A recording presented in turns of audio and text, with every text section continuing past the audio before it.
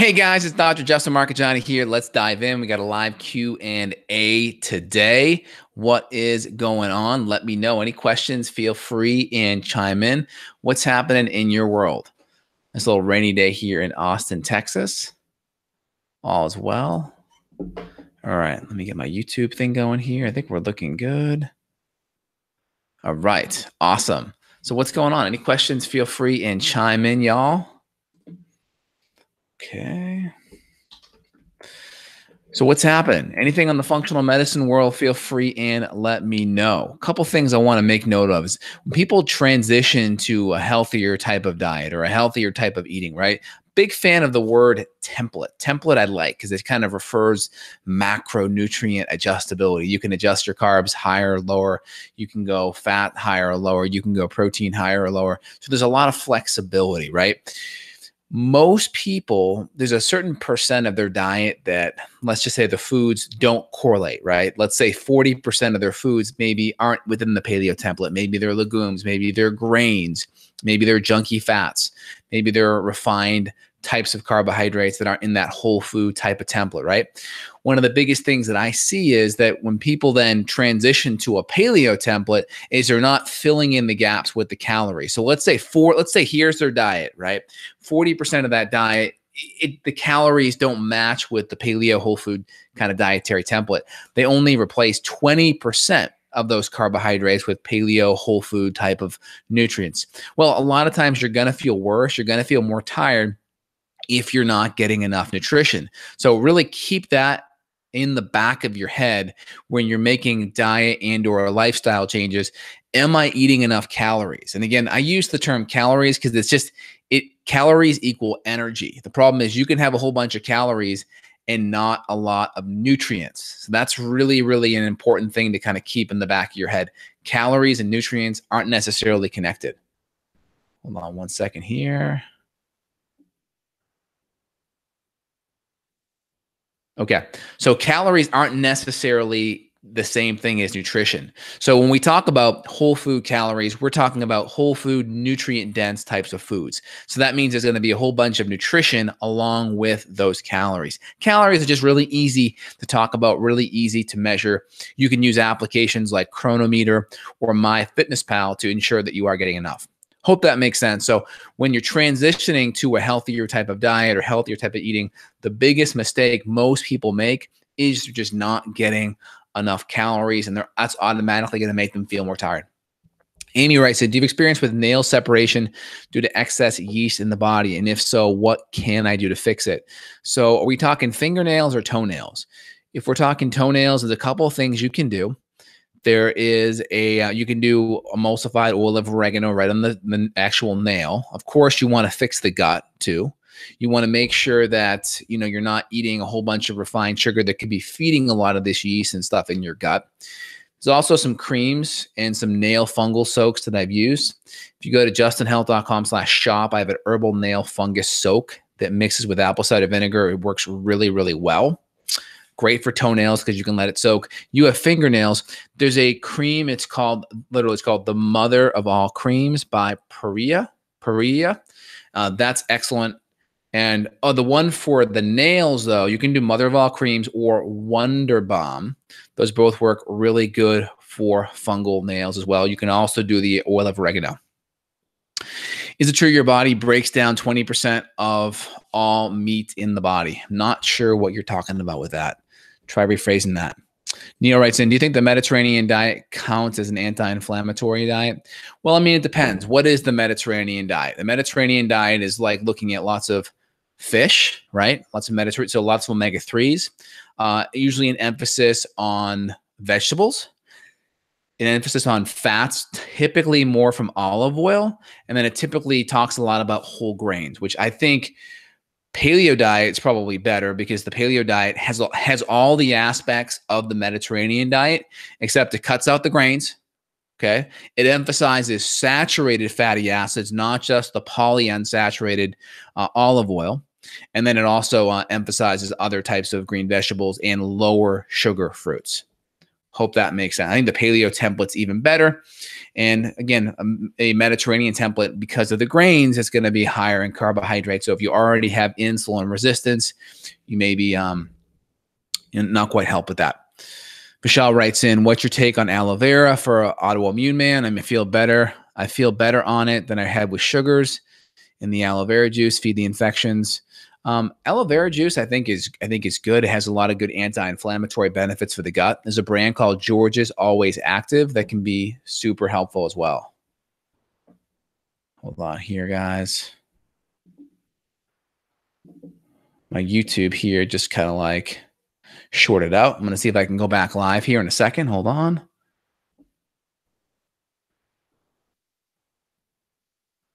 See if that'll go live here.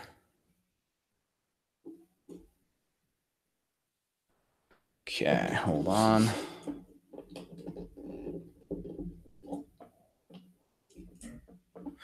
All right, I'm going to keep on rolling here. So I think that's good. Should I treat folliculitis infection that also have cyst? 1 second, guys. All right, I think we are live. Perfect. All right, awesome. So should I treat folliculitis infection that also has a cyst? I mean, what I would do with that, I mean, how did the follicle, get irritated? A lot of times there could be an ingrown hair. You can pluck that out. You can topically add some salicylic acid on there or some 2%, 3% hydrogen peroxide topically. The question is, what's the underlying issue? A lot of times gluten and inflammatory foods can drive a lot of these cyst infections. So make sure the root cause is actually addressed. Let's see here. Charlotte writes in, or Sam writes in, that's happy Monday. I've had a 6-day stomach flu, starting to recover just fine. Any recommendations to help recover faster? How'd you get the stomach flu? I mean, I would be on activated charcoal.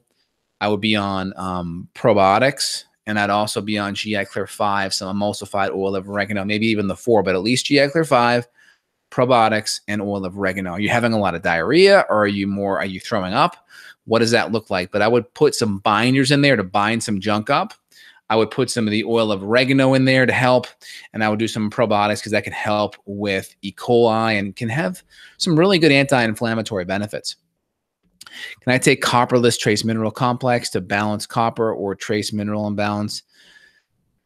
Again, I wouldn't worry about copper imbalance. If you look at a lot of the higher copper foods, they're also very high in zinc, and zinc and copper tend to balance each other out. I would just make sure you're not getting any, let's just say, high copper foods that may also be low in zinc. I'm not sure what those foods would be, but if you just Google high copper foods, you'll also find, do look at high zinc foods. You'll see there's a correlation. A lot of the nuts, the seeds, the veggies, the meats, they tend to be high in both, and that kind of balances it out. Vitamin C also naturally helps chelate out copper as well. Varushka writes in, constant rage resulting in burning, itching skin, can't focus, grinding teeth, weight loss, gain weight, weak when not adrenalized, drooping eye, face, side go numb, brain dead. I need a little bit more, let's just say, coherent question there. A little too much. Let's see, Delty writes in, how to recover fast from a spinal disc fusion, high dose collagen. Well, the big issue is, why did you need the fusion to begin with? A lot of times fusions are done because there's instability at a joint. Why is there instability at a joint, right? Muscles should be working to help stabilize the joint. Why aren't your muscles turned on? So I'd figure out a good applied kinesiology or a good myofascial release or active release person and get those muscles turned on so they can work. And I would make sure we have good collagen, good anti-inflammatory nutrients, glucosamine, chondroitin sulfate, those type of nutrients to really build back up the injured tissue. You're probably going to need probiotics if you had a procedure, because they'll probably give you a lot of anesthesia that'll wipe out your gut flora. And that'll work on getting to the root cause of figuring out why that joint was unstable. I'm going to guess that it's an L4, L5, S1 disc issue, as that's where 95% of all disc issues happen. Let's see here. According to research, aloe vera is bad until the gut is restored. Again, I haven't seen that. I think aloe has some really good anti-inflammatory benefits, but when people get sick, they can be sensitive to anything and everything. So doing things, single ingredient stuff can be helpful. Neem writes in, what is your experience with spore-based probiotics? Are they a good alternative to try when lacto probiotics are not working? Yes.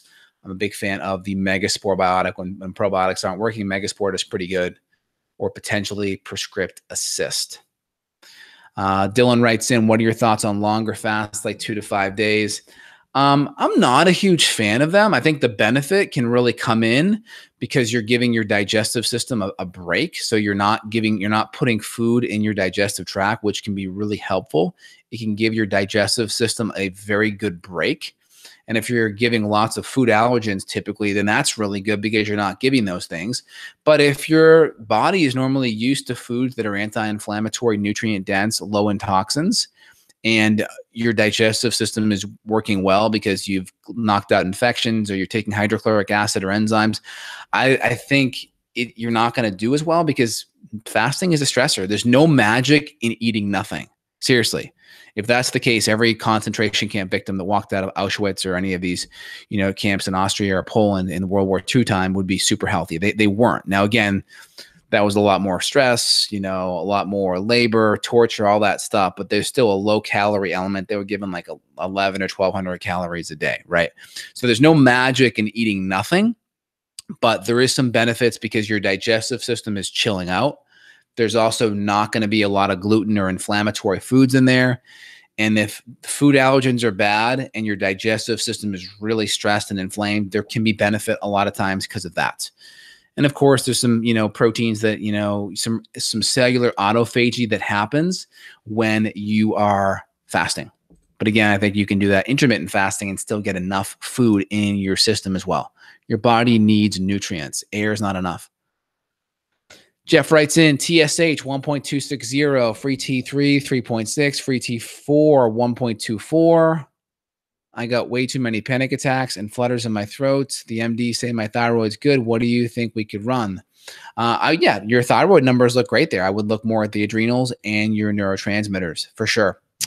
What happens biologically when someone improves their testosterone naturally 3 times like your previous patient you mentioned in the last Q&A? Well, again, if you're doing it via natural means, you're going to just have better recovery. Lifts will go up in the gym and typically better libido.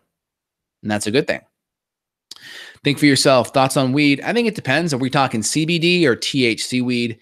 Again, I'm not a big fan of weed from the THC perspective. I think there's some benefits if you're in chronic pain or if you have lots of nausea, whatever treatment, like if you're undergoing cancer treatment or you have some type of pain issue that's chronic and it's like dangerous pain meds or weed or like, medications that are making me sick or weed. Of course, weed I think is better for those type of things, right? Way safer, doesn't kill people, not toxic, not addictive like, for instance, opioids where you're going to OD. But my experience with THC is it makes me hungry. It makes me have the munchies. It makes me tired and lazy. So for me, like I want to be motivated. I want to be achieving and helping people. So for me, I don't like that. CBD I find to be better because it can be very relaxing. It doesn't have the psychoactive properties. It can help with anxiety and sleep. And there's some good benefits, I think, with epilepsy and mood stuff. So I think there's some benefits CBD wise. It just depends on the rationale of why you are using it. But that's my personal experience. What food or food condiments should be avoided if you were intolerant to yeast according to the food sensitivity test? Thoughts on sac boulardii for Candida intolerance? Sac boulardii is shown to help decrease Candida. It's shown to help crowd it out. I typically don't use it until we go through a clearing program first. So I don't give it while the Candida is there. I'll do a lot of GI Clear 5, which is emulsified oil of oregano, and I'll do either GI Clear 6, which has some Pardiarco in it, which is great, or just high dose berberines and grapefruit seed extract, like what's in GI Clear 4. And then, of course, keeping the carbohydrates down. So, 2 servings a day of some fruit, lower sugar fruit, berries, grapefruit, lemon, limes, good. I don't think going super low carb is great when you're trying to kill yeast because it can kind of go into a hibernation state. So it's like you put a little bit of cheese on the mousetrap to kind of bait them out. So that's a great kind of solution there. A question from Maria here. How do I listen to your podcast? Maria, I would recommend going to justinhealth.com. When you're there, there's a subscribe button to the iTunes, or you can subscribe to YouTube and you can listen to it there. Have you found high quality dark chocolate as an issue with people with gut infections or nuts or seeds? What's your favorite brand of dark chocolate that is sugar-free and mycotoxin-free? So great question. I tend to eat dark chocolate that's 88 to 90%. So again, if you go from 74% to 88%, guess how much sugar there is? There's actually 100%, or I should say 50% less sugar when you go from 74 to 88. 50%. Most people would think, oh, well, 15%, right? Or 14% because they're looking at the percents. The percents are just the cacao, right? But when there's less cacao, there's less sugar. So 50% less sugar just going from 74 to 88. So I like the 88. I like a lot of the antioxidants there. The question is, if you have a lot of gut issues, I would come off dark chocolate for a few weeks and then just follow that reintroduction, one food every 2 to 3 days at a time. I like to do eggs before egg yolks. I like to do ghee before butter, one nut at a time, one seed at a time, one nightshade at a time. And then you could kind of put coffee into that category and maybe even chocolate into that category and see how you do. And I like the endangered species, I think is great.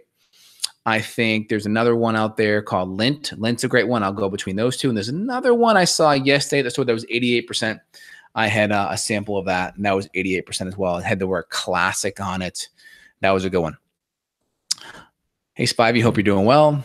Supplementation for bone or bone marrow. So supplementation for bones is collagen peptides. There's a product I like called Osteobem that has vitamin K in it. It's got some magnesium. It's got calcium. If you're a female, making sure your estrogen and progesterone are adequate is really important. A little bit of resistance training is helpful to get that piezoelectric effect working where the minerals will deposit into the bones because of the stimulation. All that is excellent. With vitamin D SNP, do you recommend emulsified vitamin D with K2? Yeah, I would do emulsified vitamin D with K2, and you can just kind of work the dosage up. You try to get your vitamin D at least to 50 to 70 is pretty good. If you have an autoimmune condition, maybe a little bit higher. That's a really good starting point, but emulsified is better. And again, vitamin D SNP, people tend to need more vitamin D because they don't absorb it as well, and they do better with a higher amount. Keep that in the back of your head. If you can get vitamin D through your skin, great. If you can't, then a good emulsified vitamin D K2 is perfect. All right, y'all. Any other questions? Feel free and let me know. I got to jump on a patient call here. Any advantage to taking PQQ and NAD together for anti-aging? Yeah, I think PQQ, pyroquinoquinolone is great. NAD is great. Nicotinamide, adenoside, whatever. It's NAD. It's basically an electron. Let's say it is a reducing agent. It grabs electrons in the Krebs cycle. So it has some really good benefits with that. Do you think earplugs to reduce nighttime noises can cause ear infections? My opinion is I use an app called White Noise on the iPhone, and I've used it for like 5 years. I use either pink noise or brown noise. I like brown noise, but there's some research showing that brown noise can be very helpful in improving sleep quality. For me, it really covers up the creaks and the cracks and maybe my cat walking outside my door or the fan or just whatever, right? So that's super helpful. Big fan of that app. Is it true that you, let's see here. No, touching on the private parts of a great white shark does not cure you of a disease from what I understand. All right, y'all. Hope everything is going great. You guys have a phenomenal day, and we will talk this Friday. Take care. Bye.